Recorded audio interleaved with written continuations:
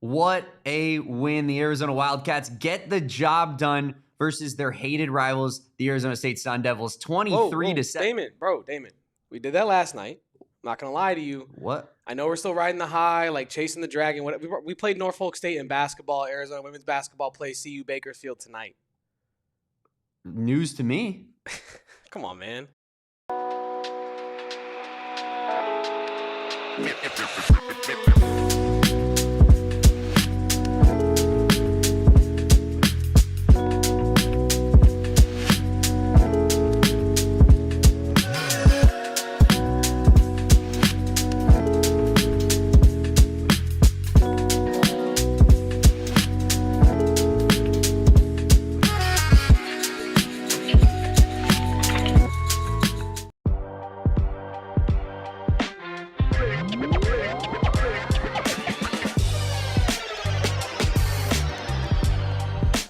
Welcome on in, guys, to the AZ Wildcats podcast, coming to you live from Studio K, presented by our good friends over at Circle K. Arizona gets the job done in this one, beating Norfolk State 98-61 in blowout fashion, despite a quite bad start from the Wildcats and a hot start from Norfolk State in particular. I am, of course, Damon Fairall. He is, of course, Kevin Thomas. This is the AZ Wildcats pod, and we are presented by two great presenting sponsors today, both Branded Bills and Captain Morgan. Head on over to brandedbills.com, use promo code BVPHNX, and get 15% off your first order over at brandedbills.com. Check out that campus collection for yourself, the best Arizona Wildcats headwear in the game. And then, of course, presented by our friends over at Captain Morgan. Make sure not to miss the Captain Morgan ship while it's in Arizona until today, Kevin. Last day to go to that Captain Morgan ship and check it out for yourself. Head on over to captainmorgan.com and go check that guy out. But Kevin Thomas, we do have a W to be talking about today. Not a football game W, although that has been occupying much of my headspace, living rent-free right up here in the noggin. But, we got a basketball win to talk about. We got the number 2 team in the land to talk about. And, despite necessarily not the best start in the game, Arizona finds a way to get the job done, cover the spread, really leave it without a doubt. And you got a big performance from a guy like Motiejus Krivas in the meantime. You did, and we talked about it last night. Arizona athletics is absolutely rolling right now, whether it be football, men's basketball, women's basketball that plays tonight. So if you're in Tucson, make sure to stick around McHale, maybe buy some tickets if you don't already have those, and show some support to the women hooping as well. But, Damon, like you said, this is another W in a long line of W's to start the season for Tommy Lloyd and company. You got Auburn, currently ranked number 21, I believe, coming to where's that game play? It's in Tucson, it's right? It's in McHale, yeah. Coming to Tucson this upcoming Saturday, I believe. So that is a massive, massive game for the Arizona Wildcats. And, Damon, this game, you mentioned it, dominated by Motiejus Krivas. We're going to get to that a little bit later. We're also going to talk a lot, I think, about what Motiejus Krivas can mean to this basketball team if he continues to grow, continues to evolve. And I tweeted it earlier. Hand up. I'm sorry, Motiejus Krivas. I was wrong about what you could potentially bring to this year's Arizona basketball team. One player, though, that I think I was right on was Kharchenkov. And unfortunately, today, it appears he did go down with some sort of an ankle injury at the time. On video, on replay, it looked like he rolled his ankle pretty bad, pretty nastily.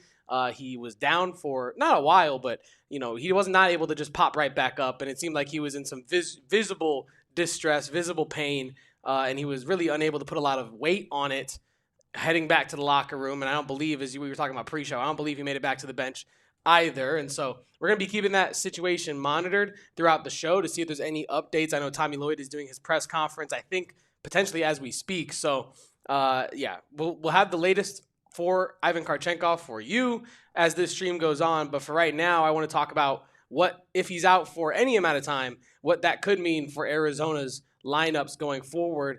And there's one name that jumps to the forefront, and that is one Dwayne Aristode. Now, this is, as an Aristodian, all Aristodians in the chat, stand up. This is not a moment where I'm going to get on here and, wax poetic about Dwayne Aristode and how awesome he is, because you never want to see somebody get minutes because of an injury to another talented player. You don't want to see that. Mm-hmm. But the sad reality of it is when another player does get injured and you have another player that is arguably, on the same tier of talent as that player, there's going to be a new battle for minutes. And there was already a battle for minutes heading into this game with this wing position between whether it be ADO and Kharchenkov, whether it be Kharchenkov and Aristode, whether it be Aristode and ADO and Delhi to some people as well. You know, like, this is going to increase that competition. And I think the consequences of it, both negative and positive, we're going to get into. But I think starting with the positive, one positive aspect of Kharchenkov potentially missing, the Auburn game. I'm not saying that that's confirmed yet. We don't even know what the injury extent of it is. But if he were to miss time, this does give Dwayne Aristode a real true runway to show what he has, to show his worth to this coaching staff that has clearly put some faith in him to be that guy to step up into that Kharchenkov role. He played a lot of minutes tonight in replacement of Kharchenkov. Dwayne Aristode played 24 minutes tonight. He did go 1 for 5 with just 3 points. He did have 5 boards. But yeah, Damon, where are you at with the Ivan Kharchenkov injury and your initial reactions to it? Never good to see something like that. Obviously, young player, felt like this was really a good time to start seeing Kharchenkov kind of ramp up and show a little bit more consistency, because I think we've seen the flashes of how good this guy can be, but we hadn't necessarily seen it consistently happen game in and game out. And to be fair, we haven't really seen that with a lot of players on this team that aren't named like Jaden Bradley, number one.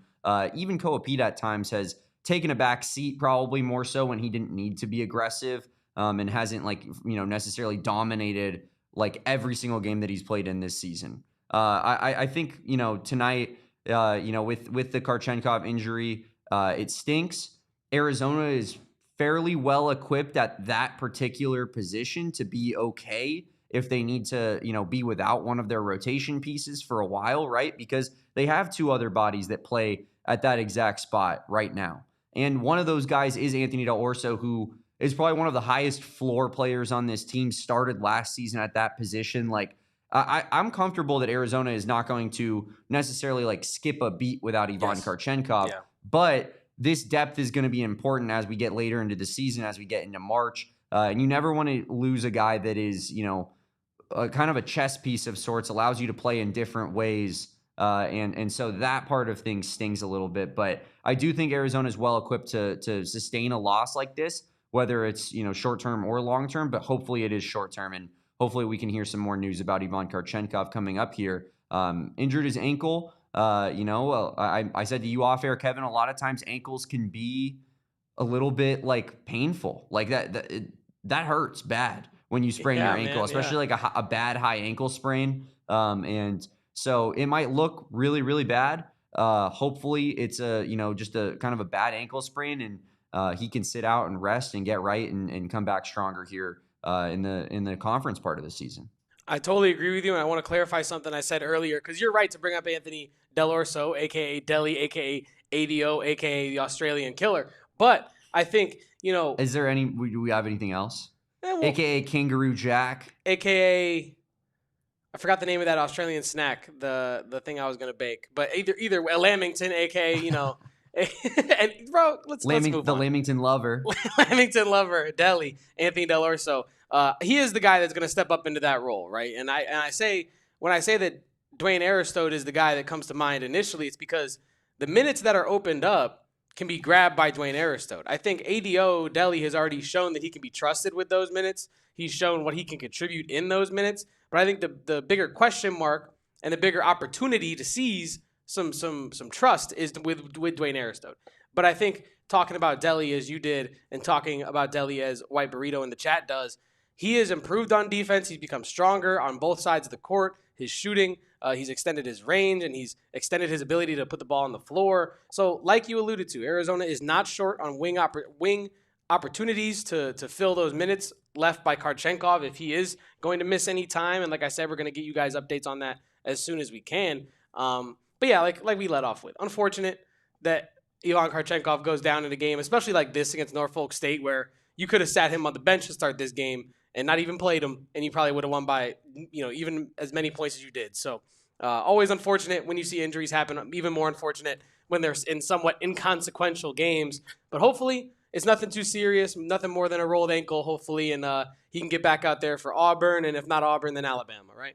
Yeah, absolutely. It happened on a play, Kevin, that I do think bears a little bit of noting where, like, I feel like we've seen a little bit of Kharchenkov kind of going to the hoop out of control like that, where he kind of just puts his head down, and he's such a big body, right? And he has such good ball handling ability for a 6'7", 235-pound dude who's 18. Like, that's one of his best assets as a basketball player. I feel like he just wants to put his head down and just drive straight to the rim as fast as possible. And then you see him start to lose the basketball. And then in this circumstance, he kind of lost his footing and just flew under the stanchion, right? And it's like, maybe he needs to just like kind of calm things down a little bit. Like, I'm not sure I've seen a lot of those running 100 miles per hour plays at the basket work for Ivan Kharchenkov that much this season. But yeah, I mean, a really unfortunate injury. Hopefully it's not too bad and it's not going to keep him out too long term. But as you also stated, like, I think that the Delhi portion of things makes me feel super comfortable that this team is not going to necessarily skip a beat with, Anthony D'Orso being the starting small forward. But to your point, Dwayne Aristode is like the wild card now, and he always was. He just was a little bit more of a luxury before, and now you need him a little bit more. But I think that, he's a top 50 recruit. He was very highly touted, very talented player, and he's kind of been slow rolled into this season by Tommy Lloyd. Give Dwayne Aristode more minutes, and I think that you're probably going to see him start to really round into form and become a much more, impactful basketball player for this team in added minutes. So, it's not the end of the world. Feel terrible for Ivan, but like I said, Kevin, I think that this is definitely the position that I feel most comfortable that Arizona could sustain an injury at. And Bill, shout out to Bill in the chat that said Tommy has revealed that Ivan Kharchenkov rolled his ankle in the presser just now. So Tommy confirming what we saw with our eyes on the replay, and I'm saying that genuinely. It's good because sometimes with injuries it looks like something and it might not be that exact thing, and it could be less serious or more serious than we might have thought based on the video. So yes, ideally you want a little bit more information than that, but definitely nice to have some confirmation on that. A rolled ankle for Ivan Kharchenkov. And I do want to thank everybody for tuning in so far today on this stream. Arizona defeats Norfolk State 98-61. Cannot quite reach that century mark today, but hopefully yet again soon we will be seeing 100 points for the Arizona Wildcats. Go ahead. Tommy also added, I'm hopeful he'll play next week, and we'll see. Okay. So it does not seem like it is going to be that long-term of an injury for Ivan Kharchenkov. But in the meantime, big-time opportunity for Dwayne Aristode to prove that he belongs on the court and deserves more minutes, because we're going to play a huge basketball game in the meantime probably that Ivan Kharchenkov will miss, I would assume, against Auburn. And we will see, what Dwayne Aristode can do in the meantime to kind of earn some playing time over there at the small forward spot. But good news to hear that Ivan Kharchenkov is hopefully bound to return in the very near future. I also want to bring up the fact that if he were to miss any games, right, whether it be Auburn, Alabama, like whatever happens with this injury or any potential injuries during this season, I have faith that this staff can figure out any sort of adjustments that needs to be made. Yeah. Evidence of that last season when Motiejus Krivas went out, and all offseason Tommy Lloyd talked him up. All offseason Tommy Lloyd, and emphasized that Krivas was going to have a big role in the offense, just like he is this year. But he would have had a more outsized role last year where you don't have guys like Koa Pete, taking up, a lot of the production. When Mo Krivas went down, obviously Henry Vesar is an incredible talent, right? He's incredible talent on his own, but their ability to nurture and develop him and get him into where he needed to be by the end of the year to help Arizona compete against a team like Duke in the Sweet 16. I have faith that if Tommy Lloyd needs to go to Dwayne Aristode for any extended period of time, and like we said, not looking that way, but if it was to be that way, I'm not too concerned. I think this staff has shown that they can make adjustments on the fly in terms of personnel, in terms of rotations, and still find ways to win basketball games. So I would not have the panic button on the table as it relates to this injury. It seems like it should all be good. Yeah, we'll talk a little bit more about Mo Krivas and his big night, his career night that he had, or I guess day, I should say. Not really night at all. It's night somewhere. The career day that Mo Krivas had today versus Norfolk State. We'll get into that right after our first break here on the AZ Wildcats pod. And I want to talk to you about our friends over at Circle K, ladies and gentlemen. Circle K is where I get my gas. It's where I save money on gas when I do fill up because I am a part of that inner circle. And if you're wondering what that is, I wonder, have you ever even tuned into this podcast? We're literally coming to you live from Studio K. We are a Circle K podcast. That's just how this goes. We talk a little bit of Arizona Wildcats athletics, but we really talk about Circle K. That's why we're here, right? Because when you join that inner circle, you get 25 cents off per gallon. Per gallon, 25 cents off on your first 5 fill-ups. Every fill-up after that, you get 3 cents off per gallon. Until you proved your inner circle loyalty and you graduate, take your tassel, move it over to one side of your cap and gown or whatever, and you get 5 cents off per gallon on every fill-up for life. As long as Circle K is in business, you're getting 5 cents off per gallon. And that's not even counting fuel days. They'll randomly, sporadically do a fuel day. I think last week or 2 weeks ago, it was 40 cents off per gallon. I saved 40 cents off per gallon on gas with our friends over at Circle K. So if you're not part of that inner circle, you are truly missing out on savings. We all fill up our cars if we got them, and we all need gas. So why not save money on it? Join that inner circle for free by downloading that Circle K app today. Terms and conditions do apply at participating locations. Visit CircleK.com for more details. Kevin, one of my favorite things about Circle K is just how hand in hand they go with all of our sponsors here at PHNX Sports. It feels like, at least, and this one is no different. Captain Morgan. Shout out our friends over at Captain Morgan, a presenting sponsor of this fine podcast. And the Captain Morgan ship is, in fact, coming to Arizona. It's in Arizona, and it has been in Arizona from November 26th until today, November 29th. The last chance to see the ship over at Fry's on Southern Avenue in Tempe. Don't miss your chance to see the Captain ship for yourself and follow them at Captain Morgan USA on Instagram to follow the journey. Captain Morgan, we all are familiar, I'm very sure, especially as Wildcats. No way you weren't having some Captain Morgan rum and cokes during your time in Tucson. Some pitchers, maybe? Maybe some pitchers on a pitcher night at GB's. But Captain Morgan, a staple of the alcohol game, and of course a staple of this fine broadcast. We appreciate Captain Morgan for presenting, sponsoring this podcast, for bringing out that Captain Morgan ship to the great state of Arizona and sharing the Captain Morgan bountiful treasure, Kevin, with all of us. We appreciate our friends over at Captain Morgan. And like I said, go check out that ship for yourself down there at Southern Avenue Fry's in Tempe.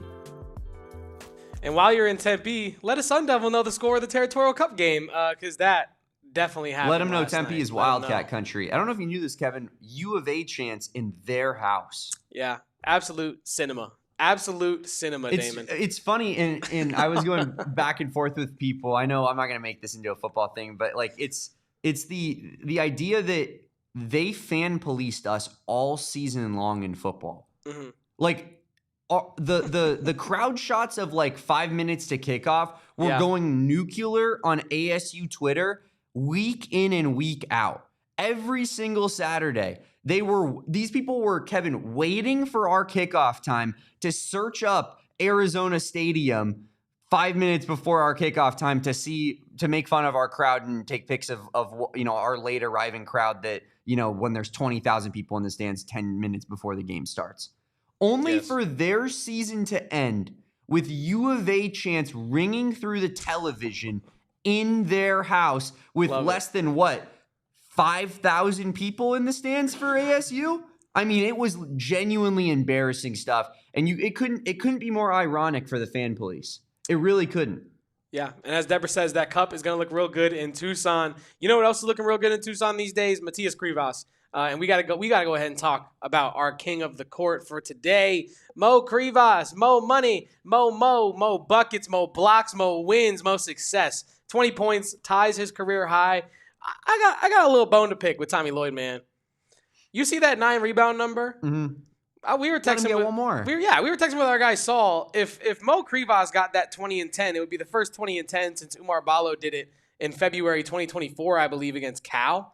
So Tommy let the man play an extra 35 seconds and go get a board for that 20 and 10 double-double. Helped the man get some stats against Norfolk State. But he did also rack up 2 blocks and a steal, I believe, as well. Mo Krivas, I am sorry. I see your talent now. I see the vision. I get it. I still, obviously, we all have our flaws, not only as people, but as professionals. He has his. But I think that he has done a great job at minimizing his flaws, maximizing his strengths, and game by game, damn it, he's getting better at doing the thing.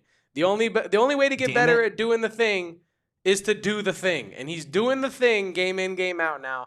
And what does that mean? It means he's playing hard, he's playing strong, and he's playing like he's 7 foot tall, which I think at the very beginning of the year and dating back to last year was a problem for Mo Krivas. He played like he was 6'8". He played like he was Trey Townsend out there, right? When he's 7'2", no one can teach that. No one can guard that if you are not physically able to do so.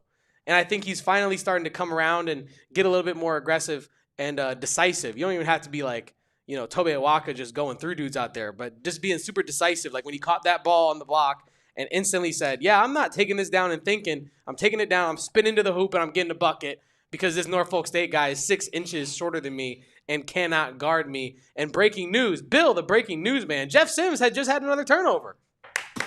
Burr, burr, burr, burr. Thank you, Jeff Sims, for your contributions to this athletic department. But Mo Krivas, thank you as well, because he really has been. You're bullying the kid that is 7 months younger than you, Kevin. 7 months younger and 7 figures richer than me. That's a real. Kevin was getting attacked for making Jeff Sims jokes because he's quote unquote a college kid. Kevin is legitimately 7 months older than Jeff Sims. Yeah, and Jeff Sims legitimately has a bank account that I would. That right there is the bar. That's the line, and you just crossed it. See, I'm in trouble because I made fun of $5 million man Kenny Dillingham. So I apologize for that one. How dare you? But yeah, Mo Krivas, his contributions, just like Jeff Sims, are helping this athletic program succeed, and that needs to be applauded. He is our king of the court tonight. Damon, what do you got to say about our big Lithuanian? Big Lith. That feels like a slur. I don't know why, but it does. We'll do our research later. Yeah, we'll do some historic research. I'm not saying it is. I'm just saying it feels like one. I thought it sounded cool, to be honest with you. Sometimes stuff just you make comments like that, and you're just like, I don't know about that one. Like if he was a rapper, I think that'd be a cool rap name. Sure. But looking at his stats here, the big 20-point night and the points per game has been a lot better recently, but. The numbers I care about, Kevin, as I look at these stats, how about going from 4.2 rebounds in his first year in 12 minutes to 4.5 in 16 minutes his second year to 7.5 in 23.3 minutes this season so far for Mo Krivas. I mean, obviously he's seeing an uptick in playing time, but those are not like necessarily correlating on a ratio standpoint. He's getting more rebounds per minute this year than he ever has in his career. And he looks really good doing so. Feels like he's dominating the boards, to me at least. Like he's getting there, yeah. When he's out there, rebounds are coming easy for Mo Krivas. And obviously, when he's out there with Tobe Awaka, I'm gonna give him a little bit of a break because that dude will not be denied even when it comes to his own teammates. He'd probably fight Mo Krivas for a rebound if he had to. But Mo Krivas, when he's playing the lone center out there, feels like he's getting every single rebound. Yeah. Like he's just a vacuum on the boards. Yeah. In another stat, Kevin, 0.5 blocks in 12 minutes played his first year, 0.8 blocks in 16 minutes played his second year, and 1.7 blocks in 23 minutes played per game this season. Wow. That block number is seen over a double increase from last season to this season. His rim protection has just been worlds better than what it was last season. And it just feels like he's not only is he blocking shots, but they are loud blocks too. Like you do not come into Mo Krivas' paint. That dude is 7'2", and he will send your stuff. So 1,000%. Don't do it. Do not do it. And I did want to mention, Damon, that in terms of Mo Krivas, and we mentioned Tobe Awaka, we talk about Jaden Bradley and Brayden Burries being like a great mentor-mentee duo, right? Like, is there a better player than Jaden Bradley for Brayden Burries to learn from? And I'm not saying that Tobe Awaka is like a mentor to Mo Krivas, right? Like, I'm not saying that at all. But what I am saying is, like, when you work closely with someone day in, day out, and you're doing the same things, and you have the same goals, and you're trying to get better as individuals and as a duo and as a team, there's not many centers that can teach you how to be straight up dominant than Tobe Awaka. If you're Mo Krivas, there's not many other people on this team or in this conference that can really instruct you on how to not give a damn the size of your opponent and just use your size and strength. Because he's not bigger than Mo Krivas.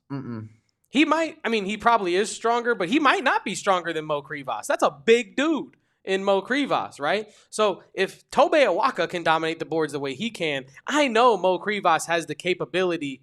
Honestly, not a Star Wars guy, chat. I'm sorry to break it the news. I am not a Star Wars guy. It's not really my bag. It's not really my get down, the whole sci-fi thing. But that's okay. Tobe Awaka and Mo Krivas. That is a duo. To boil Star Wars down to sci-fi is just. It's the sci-fi thing. Was it rom-com now? No, it's almost transcends that entire category. It's in a category of its own. It's like a Hitchcock movie. Hitchcock movies aren't really like horror. One of these days, we're going to do an AZ Wildcats watch-along of all the Star Wars movies with me and Kevin. I'm not saying that they're like... Pause it right here. Kevin. I got to explain the Easter egg on this scene. Look, all I'm saying is that, they say that Hitchcock movies are like their own thing, right? It's like its own category on certain streaming services is like Hitchcock. So I feel like if sci-fi is its own genre, and maybe I can give Star Wars its own get down. It does have like its own enterprise of content and movies and TV shows and cartoons and all that stuff. But what are we talking about? Tobe Awaka and Mo Krivas? We are. Yeah, that duo, the way they learn from each other, I think is huge. I think the way that Tobe Awaka has his fingerprint on Mo Krivas, the aggression that he is developing, I think is not only the coaching staff, not only Mo Krivas, but it's also Tobe Awaka. So shout out to that front court. Shout out to Mo Krivas. And that is our king of the court for today, Damon. Yeah, he deserves it. Absolutely does. And, he's gotten a lot of flack from this fan base, including from the two people on this podcast. So shout out to Mo Krivas for just putting his head down and going to work, right? It wasn't about what the noise was saying and, his perceived bad play. I think that, it was bad play. Tommy Lloyd just, he's about the process and about the long-term outcome rather than the short-term results with a guy like Mo Krivas and with any of his players that he's developing truly. But Mo Krivas deserves it. And we deserve to eat some crow on, for some of the things that we've said about him. It feels like, like we're at a place now where I'm starting to feel very comfortable with him and his part of the rotation and what he brings to the table. Like, I think he's just a really good basketball player. And maybe, you know what, Kevin, maybe we should defer to Tommy Lloyd on these things. Just a thought. I'm starting to think Tommy Lloyd has this whole coaching thing figured out. I don't know if it's me or just the things I'm seeing, but I'm starting to think Tommy Lloyd's a damn good head coach. I'm starting to think his assistants are damn good at their job too. But yeah, shout out to Mo Krivas. We do have more to get to on today's AZ Wildcats post-game pod. We're back-to-back just like the Suns tonight because we do have more to get to. We have our by the numbers, and I'm sure me and Damon are probably going to talk a lot about Territorial Cup, maybe the Auburn game a little bit. Oh, you're going to let me talk Territorial Cup again? Oh, I'm going to let you. This is your podcast too, my friend. Stick around. It's the AZ Wildcats podcast. Leave a like. Don't go anywhere.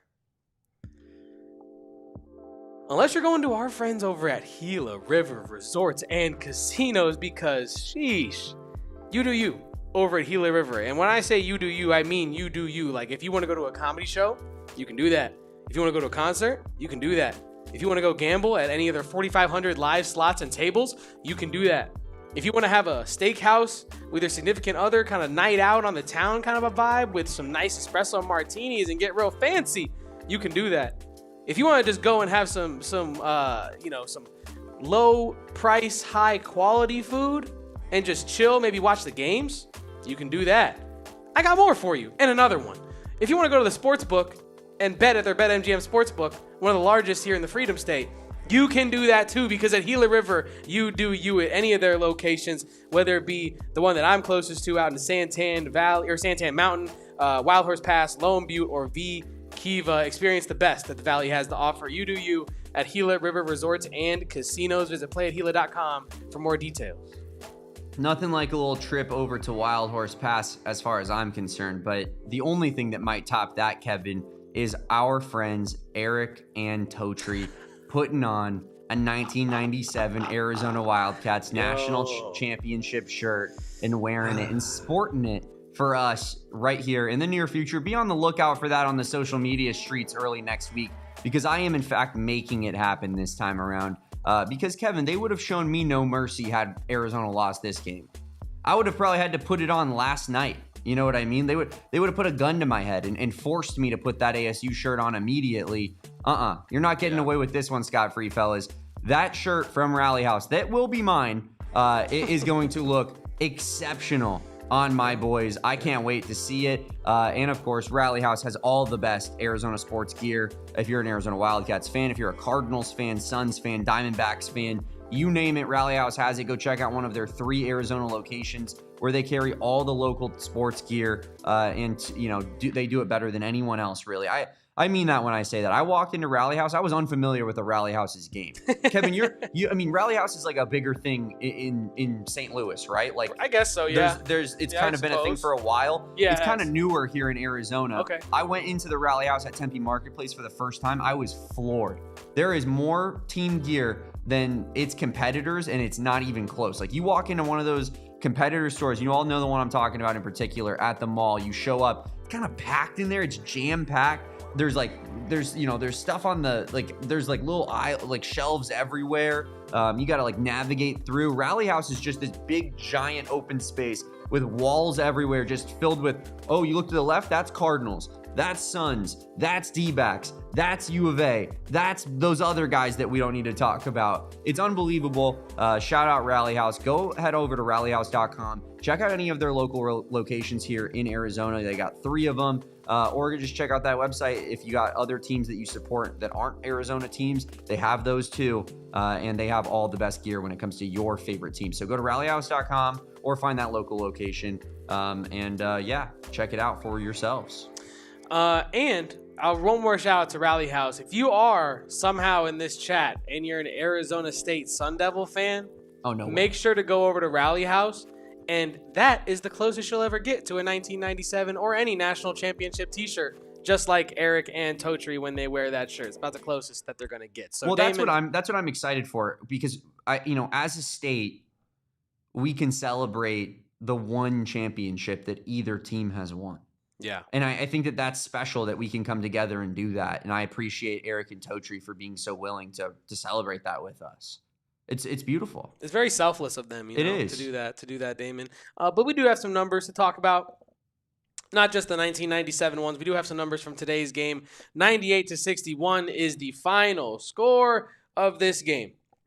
And I think that on this graphic there is something that I would like to talk to you about, Damon, and that I'm not going to concede yet, but man, that 3-point number is not pretty. 18% to Norfolk State's 31%. 42% from the field for Norfolk State. They get out-rebounded by the Wildcats, 44-27. Arizona able to dominate the points in the paint battle like they do all the time, 58-24. And the stocks were flowing 17-6 in this one for the Arizona Wildcats. Damon, let's talk about that 3-point number. Because, we can talk about some other stuff, the points in the paint, the rebounding. You played Norfolk State. Credit to them, though. That team might be a problem in the MEAC, because the way that they were playing in that first half, the smart shots, the solid defense, the, for lack of a better phrase, ethical hoops that they were playing, draining the shot clock, getting late into the action, really sucking the air out of McHale. It felt like a March Madness upset recipe for Norfolk State, and they were executing it very well in that first half. I think the final score of this game, and not only that, but the final score at the half where Arizona was up 15, I don't think it really told the full story. I think Norfolk State kept this game close. No doubt. Yeah, that first half was it was an unbelievable end to the half, flurry of points to kind of put things away and really give you a lot more cushion, because you're right. This was about like a 5-point, 6-point basketball game for much of that half, if not Norfolk State kind of trading buckets with Arizona at times. Multiple lead changes in that first half, Damon. And I think part of the reason why you weren't able to fully just take control of this game is that 18% number from the 3-point line. And there was another number shooting-wise and touch-wise. And now this is what I'm getting at, truly, that I wanted to talk about. Because I can get on this show, get on these airwaves, and talk your ear off like I often do about how I think Arizona is going to shoot less threes this year on a higher percentage than they did last year. But the 18% number does worry me, but that doesn't necessarily make me feel like I might be wrong in the long run. What makes me worry that I might end up being wrong is these free throw numbers. They're not really shifting, I feel like. Arizona consistently struggles at the free throw line. And to me, that indicates bad touch. And if you're a good free throw shooting team, I have faith that the shots on the feet or in the field will fall eventually. And I think a guy like Kharchenkov going down with an ankle injury does not help my case either. Although now it does not seem like it's going to be a long-term thing for him. But at the time, I was like, man, if we don't have Kharchenkov, I'm kind of actually genuinely a little more worried about that 3-point number and the ability to hit them. If Burries is not going to be able to, like, air quotes, fix his shot, right, throughout the season. But I'm not conceding. I'm not saying I've lost. I'm not saying we even have a result yet. But I am. We said we're going to monitor it throughout the year because I'm on one side, air quotes again, and Damon's on, like, on a different side of it, like, whatever. But no, I'm right and you're wrong, idiot. But I do think today was a good example of they did only shoot 11 times, but they only made 2 of them. Yeah. And I think that that's kind of a problem. Now, one of those was Mo Krivas. So 20%, guys. Hey, 20%. But yeah, Damon, where are you at with these threes? I agree with you from the free throw percentage standpoint. I'm looking at Brayden Burries' free throw percentage. Can you guess it? 65? 56.3%. I don't know if that factors in this past game. How many has he shot? Not many, right? Let's see here. Can't have been many with that percentage. I mean, it's enough. He averages 2.7 free throw attempts per game. I mean, it's enough where that's still awful. No, yeah, I was just wondering because that's worrisome. Yeah, okay, continue. 2.7. Oh, we're carrying the one. So he shot, I think, 16 free throws so far this season, and he's made about half of them, a little over half of them. That is concerning to me. Yeah. When it comes to the actual 3-point shooting, I said this to you while we were watching the game. I feel like Brayden Burries passes up good shots. And I think that then he tries to find a better shot, and then it doesn't end up being a better shot, so he has to pass it away. And it's like, no, dude, I need you to, like, have the green light on those catch and shoot opportunities.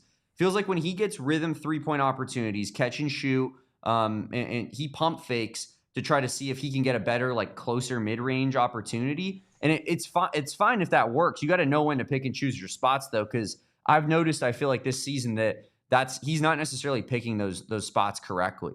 Like he tries to drive in a little bit more and then settle for a mid-range jumper, and a guy is stuck to him like glue all of a sudden. Yeah. So I think a big part of that 3-point percentage is just Brayden Burries having a lot more confidence in it, using those catch and shoot opportunities when he gets them, and not trying to find easier shots when he has a good shot as is. Now, the another component of it, I think, will be Dwayne Aristode. And, I think with the Kharchenkov injury, it seems like it's not that big of a deal. But if that does, in fact, keep him out any extended period of time, that'll probably uptick Dwayne Aristode's volume from a 3-point shooting standpoint, because he really has been like the 3-point shooter this season, right? He's averaging 3.5 3-point attempts per game, 52.4% on the season. Like, that seems like the guy who they've tasked with doing those catch and shoots a lot. And so he needs to, I think, just be a little bit more consistent to provide that perimeter scoring aspect of things.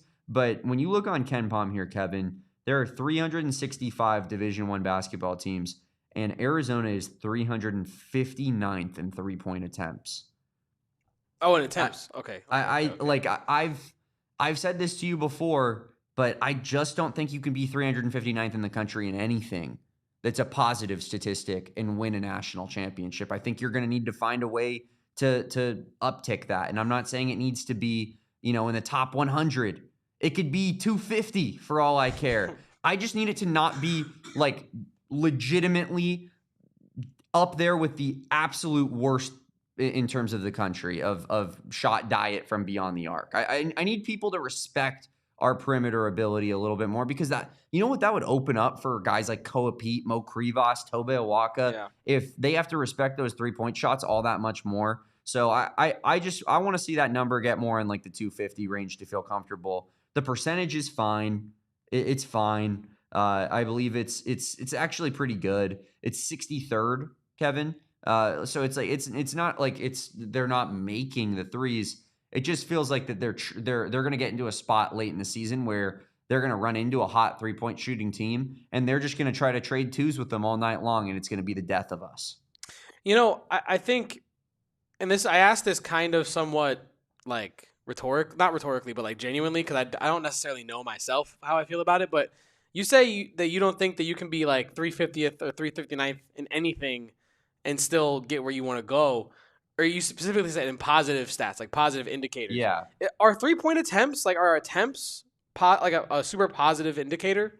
I mean, I think what if it was like shots in the paint? I would say that's like a huge indicator of I think, but I also your ability to score by getting high percentage looks. And I know a 3-point shot is not a high percentage look, but correct, basketball has taught us that is like the maths on shooting a lot of threes. Like there's a reason that the NBA is what it is now, and it's borderline unwatchable at times in the regular season because of the shot diet, because that's what the analytics tell you what to do. And in college, it's a little bit different, right? You don't have those level of 3-point shooters. So I think Tommy Lloyd is saying, cool, I'm going to get a bunch of paint beasts, and we're just going to dominate and shoot high percentage efficiency shots constantly all game long. And I love that. I think it's a great method. But along with shots at the rim is shots behind the arc. And I'm not saying, again, I feel like when we have this conversation, it's like, I don't want this team to start being like, cool, we're the Warriors all of a sudden. Splash Bros. Like, that's not what I want. I just want them to not shoot 11 threes every single basketball game, because I feel like that's what we're witnessing so far this season. Yeah, okay. I'll say this. I think, like, in my opinion, I don't know if this is like a cop-out. I feel like this is what I usually do. But I think, like, I think 3-point attempts are neither like a positive or like I think they're an indifferent indicator. I think it's like a style indicator more so than like an indicator of winning. But I hear you with the paint points, but I do think that paint points are more conducive to like dominating a game. It's more signifying of like a physical team that can imprint themselves on the game. And I'll also add this. I've done some checking of the stats, Damon, and upon further review, I might be digging my heels in again. I might not be wrong after all. Isn't this great? Isn't this awesome? Listen to this. Tonight, like we said, they shot 11 threes, and now my laptop did unfortunately die, so I am going off my phone right now. So pardon me if my math is slightly inaccurate. But Burries shot 4 of those, and we know Burries not the most consistent shooter, right? 1 for 4 from Burries, 0 for 1 from Pete. Oh, interesting. But 0 for 1 from Koa Pete, 0 for 1 from Ivan Kharchenkov, 0 for 1 from Evan Nelson. And is that – what a throw. And is that like – sorry, that low-key threw me off. But is a 3 from Pete, is a 3 from Krivas, and a 3 from Evan Nelson as 3 of your 11 attempts something that we're going to see a lot this year? No. Probably not, right? And I think – now, they made 2. They made 2. So, like, regardless of how many attempts they took, 2 is not going to get much done from a 3-point shooting perspective. But it does kind of, like, tick back my worries a little bit. And in terms of what the NBA's been doing, they do that because I think they can, right? Like, you have guys that... You have elite shooters. Yeah, you have 4 spots on the floor at all times, essentially. Correct. And I think in college, like even Alabama, like, they shoot the hell out of it. They pretty much run like an NBA style. Like, first shot, like, what was it, Mike D'Antoni, 7 seconds or less, where they just go in, first good shot you get, you should take it. That is Nate Oates' mindset.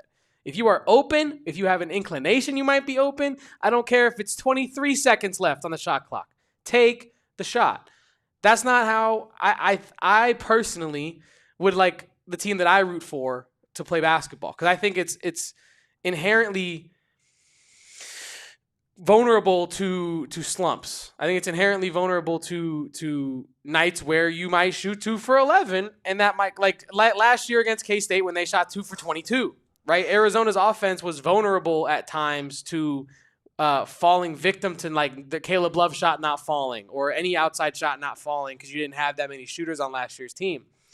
I think this year, upon further review, I'm going to continue to monitor it because I don't think I'm wrong yet. But tonight did worry me a little bit in terms of 3-point shooting, especially with Kharchenkov going down, although it does not seem like he's going to miss much, if any time at all. So, yeah, we'll continue to monitor it, but I did want to pick your brain on the 3-point shooting as well, Damon, and I believe we have one final break to get here on the AZ Wildcats podcast before we hit our love the play of the game for today. Yeah, so stick around, leave a like, don't go anywhere. All right, I haven't told people to drink your water. Drink your water if you haven't been. What are you doing? And Damon, I got to talk to the folks about the husband and wife law team. The husband and wife law team. Now, why should you go to the husband and wife law team? Winners. They are great communicators. They care about your case. And when I say they care about your case, they're not just going to blow smoke. They're not just going to tell you what you want to hear. They're going to tell you what's great about your case and what's not so great about your case so that you can work with a full deck of cards. You've seen the commercials, you've seen the TikToks, you've seen the Instagram reels, you've seen the videos of, if you don't know this song, you are too old. And you might think, oh, they're memes. They make memes. No. They make trials happen. They win trials for you, and they are a part of just the 1% of Arizona lawyers certified by the Arizona State Bar that specialize in serious injury and wrongful death litigation. So make sure if you or someone you know has been involved in an accident or serious injury or a wrongful death situation, write this number down, whether it be pen and paper or with the Notes app, 602-783-8841. That's 602-783-8841, or visit husbandandwifelawteam.com. That link is in our description below. Man, Kevin, that's a great read. Off the dome. We love our friends, the husband and wife law team. And also, I got to tell you guys about holiday scratchers over with our friends over at Arizona Lottery. Arizona Lottery is the only place to be getting your stocking stuffers this holiday season. I was talking about it yesterday, Kevin.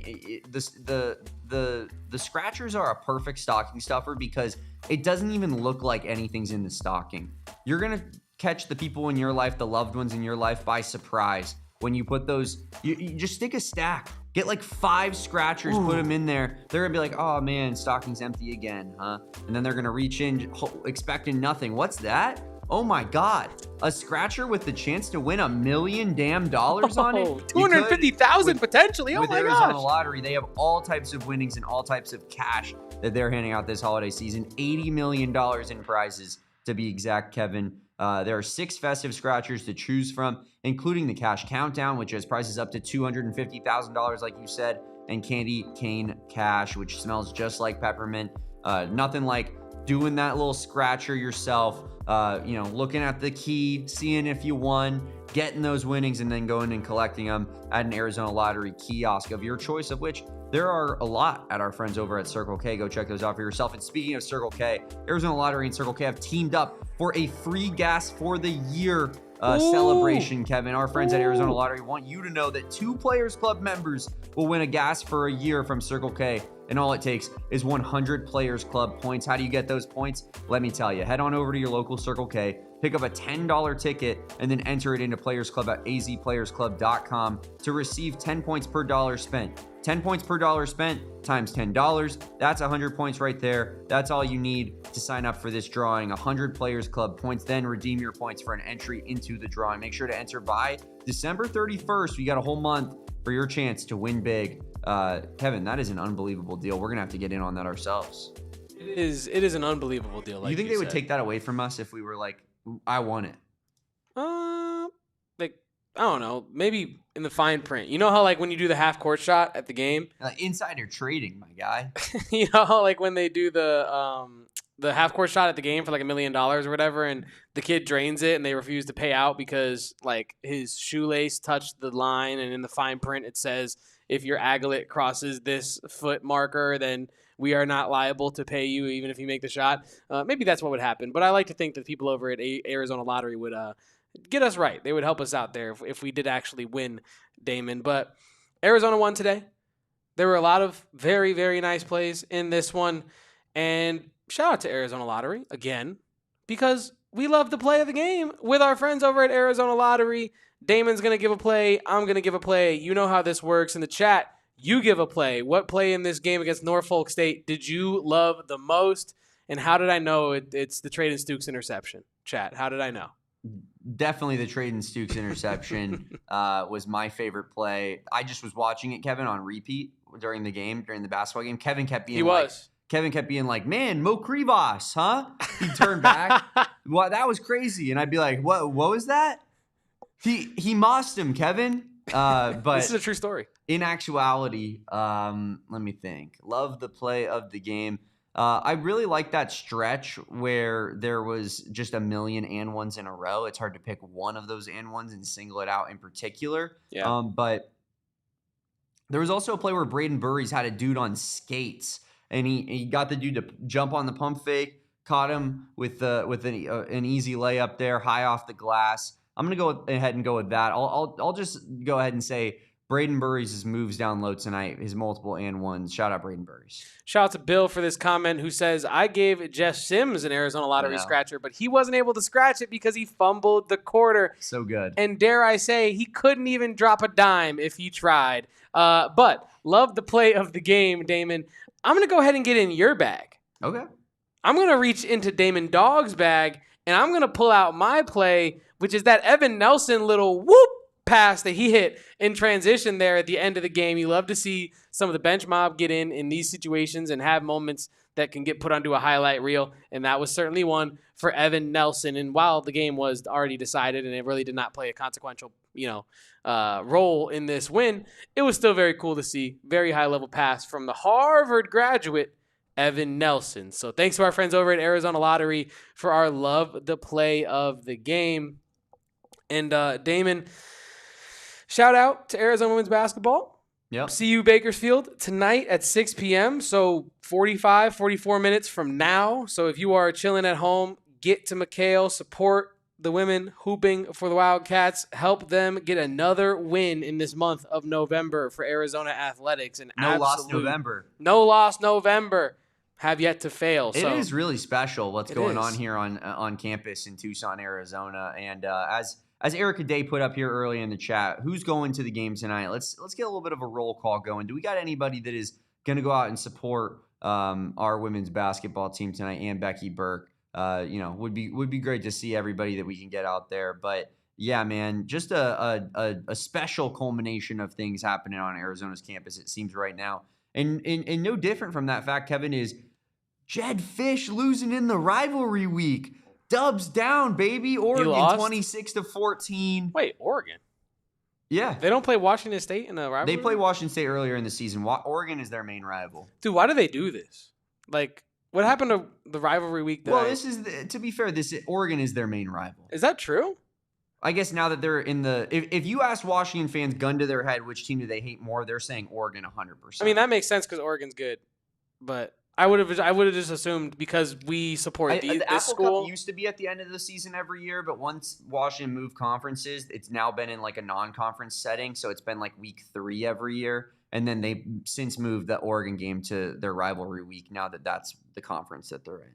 But special stuff. Did you know, Kevin, that Jed Fish finished with a worse record than Arizona did this season? What's that smell, man? Hashtag noticing. What is that smell, Jed Fish? Hashtag the noticer.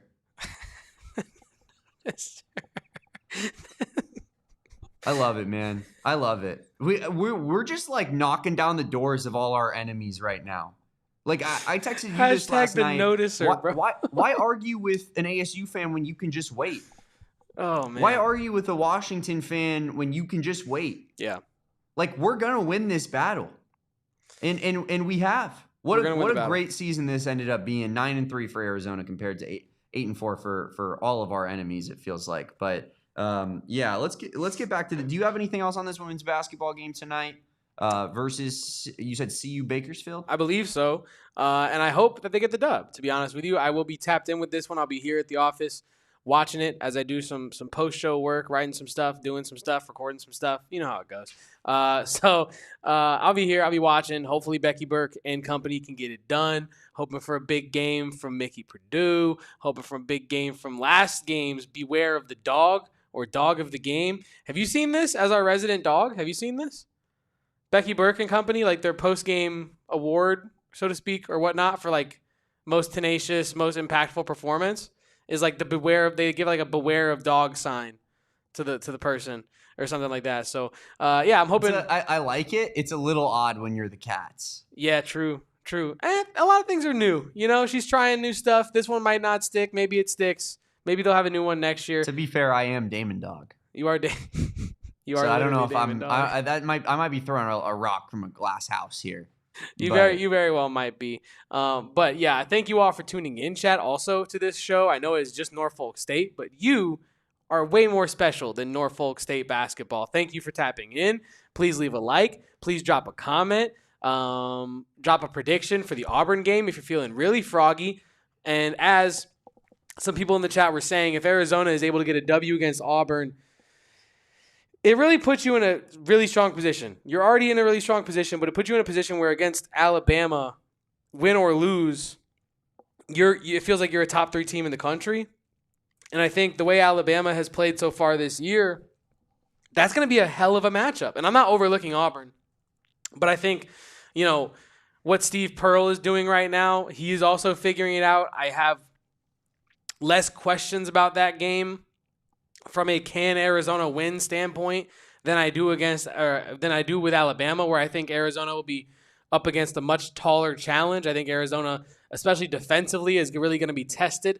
We're going to see how much water they can really hold defensively against Alabama because they're just running up and down, shooting threes from half court and actually making them. That's just how Alabama plays. That's going to be a big test on the 3-point standpoint. Like, that'll be a big moment for this debate that we're having on this podcast, because Alabama, assuming that they go out there and shoot the 3 like they do in every game, we're going to get a chance to look at what that looks like stylistically versus a team that just wants to destroy you in the paint. What is Arizona going to look like when having to defend the perimeter, having to do kind of a run and gun defense, and then also conversely dominating on the boards and winning down low? That's going to be a real interesting test. Can't wait for it, honestly. It is. And like you said, that's going to be like a watershed moment for this podcast. Like, will Damon and Kevin have some closure on this argument of, can Arizona do what they got to do without shooting a bunch of threes and with the opponent that might shoot a bunch of threes in the other side? So it's going to be a great game. The Auburn game is going to be really good. Tahad Pettiford went off the other night for Auburn, and St. John's, man. I know we haven't done the ban list in a while, because I think you and I, we haven't really been on the same exact bets in a while. We might have to start making it like I individually bring my team to the table and we put it on our list, and then you can do the same. Dude, because St. John's, man, what 0-3 against top, what was it? Top 12. I'm stuttering. 0-3 against top 25 teams, I think, is St. John's this year. Please check that if I'm correct. But they lose to Auburn outright, and here I am pregame placing a spread bet on St. John's, thinking to myself, well, Steve Pearl does not have it figured out. I watched Tahad Pettiford earlier this year. He is not taking that leap in this next year. And then what do they do after I fall asleep? They win the game outright, and I wake up to a lost bet. That is not nice. And I need Tommy Lloyd to get my get back for me against Auburn and Steve Pearl at home. When they come in, I want you to spot them, got them, catch them, get my get back for my lost bet. We call that Josan Sannon ball, Kevin. 10.1 points per game, 3.1 rebounds, 0.6 assists from a 6'5" guard, and 38.3% from the field. Sannon's 6'5"? Huh? Sannon's really 6'5"? Yeah. Wow. He doesn't look 6'5". No, he doesn't. No, I'm not trying to rip him, but I'm saying we had the same conversation off air about Kingston Flemings. Yeah. When I sent you his screenshot and you were like, that guy's 6'4", and I'm like, he doesn't look 6'4". He doesn't. Yeah. Josan Sannon looks even smaller than Flemings does. I said that. I was having a conversation with Shane Diefenbach talking about Sannon, and I specifically, it's funny you mentioned that. I specifically said he looks really small to me on the basketball court. Yeah. Like, he does not look like Caleb Love did at 6'3", 6'4" on the basketball court. Like, Caleb looked built. Josan Sannon looks like he's like a high school kid out there, and it is kind of weird that he's 6'5", but less than 1 assist per game from a starting guard. Almost a half assist per game from a starting guard. That's pretty terrible, man. And sub 40% shooting to come along with it. Brutal stuff there. And in my opinion, not a winning basketball player. But they did beat Baylor. St. John's did. Oh, okay. So they have one good win. And then they are 0-3, as you stated, against top 25 teams. Yeah. Baylor probably being just on the outside of that top 25 caliber. Correct. So, still one good win. But lost to the other good teams on their schedule here. I just thought they would get it done versus Auburn, man. I got to bring one to the table for you, though, too. And I hate to do this because I know you're going to be like, man, I want to bet against them all season. Ooh, against them. This might be fun. Okay. But ASU has absolutely screwed me in basketball to start this year. Okay. Let's talk about this. I think I'm over triple digits that I would have won on 2 bets combined that ended in losses for me. And one of them being Gonzaga minus 13.5. I thought Gonzaga was going to go in there and crush them. Fair. I thought 13.5 was one of the most disrespectful spreads I've ever seen in my life, Kevin. And then I think they won by like 9 or something like that. But Gonzaga just came off of beating Creighton by like 25. I was sitting there and I was like, how is this not going to be a blowout? And then ASU, of course, backdoor covers that game. And then I had a parlay running the other night, and Mo Odom had to rain on that parade when he hit that three-pointer versus Texas to take the lead. And I'm sitting here in the office like this, watching it. You went to the bathroom. Yeah, I was watching on my phone. You know, I'm sitting there just gasping, Kevin. Just I cannot believe Sean Miller just lost to these bums. So, as much as I thought ASU basketball was going to be putrid this year, they've proven me wrong so far this season. They've lost me some money in the process. And this is a genuine question as we ascertain the rules of the ban list. And if you have not seen the ban list, we still have it. It is here. It is right now just K-State. Which is honestly, you know what? You know what the sad part about this is? I bet on K-State against Oklahoma State to cover because I forgot that we put them on the ban list. And guess who lost betting on Kansas State to cover 21 points versus the worst Big 12 team I've ever seen? This guy? Yeah. All right, that's cool. What you get for betting on a team on the damn ban list. True. And I was thinking, if right, we're to consider Arizona State for this list, is it a situation where you cannot bet on them? So if you also cannot bet against them, do they have to go on the ban list? Because I'm at a point where, like, if they're not on the list, I might start betting them plus odds at times against some of these teams this year in the Big 12 that I think they might be able to get on if they, like you said, against the Gonzaga, like plus 13.5. If they're getting like, I don't know. You're saying on ASU betting for them? Yeah. Like if they're getting like 10 against like Oklahoma State, I'm like. I think it's contextualized. Like I think Kansas State, like the bet there is that we cannot bet on Kansas State. That's why they're on the ban list. Okay, but we can bet. We cannot. I'm saying I'm not saying we're there yet, but one more loss on ASU and I'm ready to be like, all right, I'm done betting against ASU basketball. They got a scrappy group of dudes. I think that ASU actually could be okay. Like I was talking a little bit last night with some ASU folks. They have a good point guard. They have a promising center. They have a decent combo guard in Pig Johnson. And then they have not very much else. But they do have like the bones of an okay basketball team. So who knows? I don't think they're going to finish 16th like they were picked to finish in this conference. By the way, remember when they did a basketball poll, but they didn't do a football poll? You know how much content that they missed us out on by not being able to be like, they had us 15th and we finished 4th after last night. But I love the Big 12, Damon. I really do. That's the one mistake where I'm like, I can't believe it. For lack of, it's like literally spineless. It is. It's literally like, damn, we got, never didn't got again. We're just not going to participate, but we'll do it in everything else until we inevitably get got because we're not going to shoot 100%. And sometimes we're going to be loud wrong. Yeah, I don't know. That was really disappointing from a conference that I think is killing it in a lot of aspects right now. But as Owen says in the chat, Bobby will figure out a way to screw it up with all the talent that they have. And that's what Bobby Hurley does best. Take talented basketball teams and turn them into a whole stack of mid. That's what Bobby Hurley ball is and will continue to be. Bobby Hurley, lifetime contract at ASU. Bobby is really good at non-con.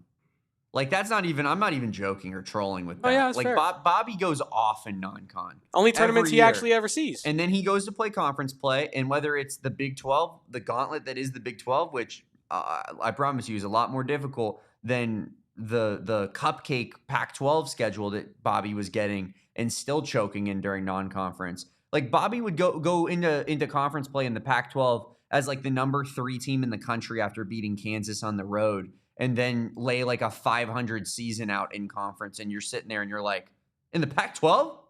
You go beat Kansas on the road, and then you go 500 in the Pac-12? Embarrassing. But I do think ASU has like the chance to be better than what they were expected to be going into this year. Got a talented big, got a point guard. And it will be, I'm sure that they're going to get their opportunity to do their thing again where they're like, oh, they picked us to finish last, while the Big 12 like rips that away from us, Kevin, because for some reason the Big 12 just wants to prop ASU up. Yeah. Weird. Yeah. No, yeah, it's really unfortunate. And you know what?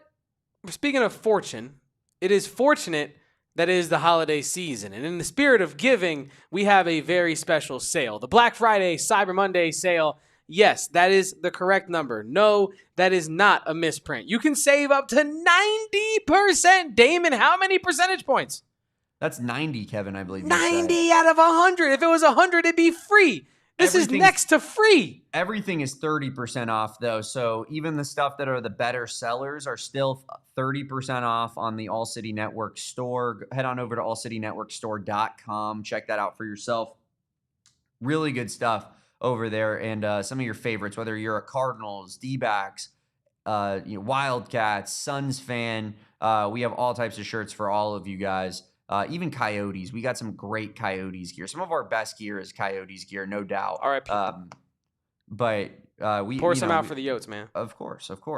And so go check out those for yourself. My favorite shirt on our store, Kevin, is definitely that BTFD shirt, which has the cactus logo just right across the middle. If you haven't seen it, go check out the PHNX Sports account. I believe they posted a picture of me in it that we took that I modeled for. No big deal. Last week. He was on his Jalen Green timing. Have you watched? Have you been to a Suns game yet, Damon, this year? I have not been to a Suns game. When you go outside of Footprint, aka PHX, aka the Mort, aka the Morgue, aka Mortgage Matchup Center, you know that big tower with the billboard ad that rotates? Not rotates physically, but they have a rotating ad on there.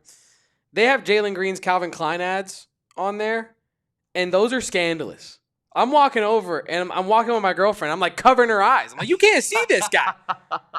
What are the couples are going to this game, people? Away. And Jalen Green's over there just like, you see how many abs I got? You see all this? Got a 12 and I'm pack. like, what is going on? So yeah, Damon was on his Jalen Green timing, modeling the BTFD shirt with clothes on, though. Yes, clothes on, with beautiful clothes on. Yeah, great clothes.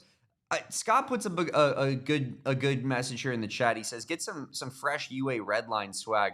Absolutely, Scott. We're always pushing to get some extra merch here on this show. Would you guys be interested in like a turnover sword shirt? Because Kevin and I have really thought, like we've cooked up this idea that there could be just the sickest turnover sword shirt with footballs punctured, maybe a Sparky on the end of it, like that we did in this game against ASU. But would that be something that you guys would be interested in? Because I know Kevin and I have been thinking about potentially what that could look like. Definitely need a turnover sword emoji here in the chat. That's not debatable. We're gonna get that for you guys by Monday. It probably will replace the Jeff Sims emoji, of which will be taken away by head of production and ASU graduate Shane Diefenbach very shortly. We're gonna have to play the trumpets for that once he catches wind that we have chain snatched the Sims emoji and made it our own as Arizona nation over here. But if that's something that you guys would be interested in, please put it here in the chat. We're definitely gonna try to push for something like that moving forward here. But White Burrito says I would buy 5. Scott Schlittenhart, which is a sick name by the way. It actually rolls off the tongue. Scott Schlittenhart. My boy awesome. Scott. Scott says, yes, that'd be awesome. My mother says, yes. You know she's going to buy that shirt. Max says, we actually need a Jeff Sims U of A jersey. Maybe we could do the 5 turnovers that Sims had on the front, and then like Sims, and then 99 for the 99th Territorial Cup on the back. That would go hard. Roberto the Coffee Guy, Mr. Americano, I think, says, yes, would fly off the shelves. Hell yeah from White Burrito. And I think that is a resounding yes. We will clip this. We will send it to the powers that be, because Damon and I, behind the scenes, we have been suggesting, like, hey, if we were to do a shirt, it should be a turnover sword shirt. The people would love it. And we haven't really done, like, any, like, actual confirmation of that and be, like, target audience testing. So I will clip this. I will show Espo, and we will get this in motion if possible, if, the higher-ups approve all of that. So thank you for the confirmation in the chat. Deborah Owens says yeah as well. And we'll definitely get that turnover sword emoji at the bare minimum, though. I love the turnover sword. There's nothing that fires me up more than the turnover sword. Remember that picture, Kevin, you took of me against, I think it was against Hawaii early in the season when Jonas Savanaya was got a turnover and had the football on the sword, and I was standing in front of the TV screaming like a crazy person, like with my hands out like that, as Kevin has to now go turn the lights off because Ayrton walked in the studio. Come on, Ayrton. My eyes.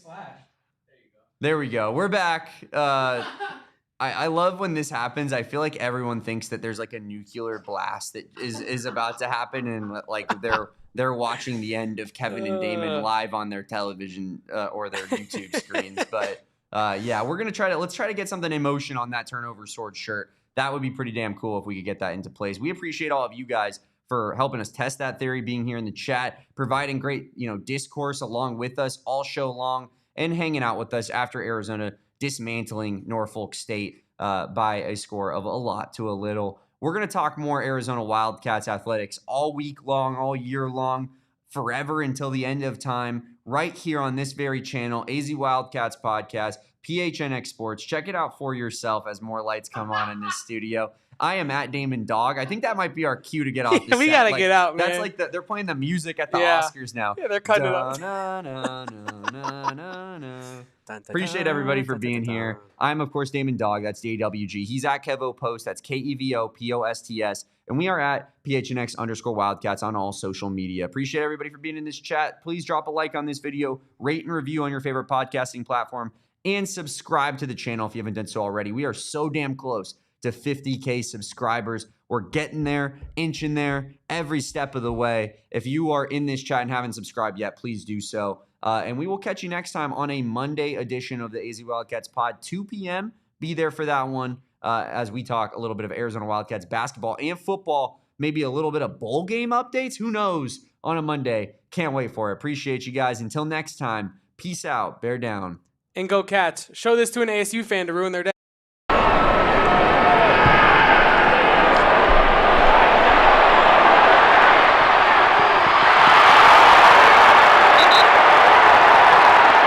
We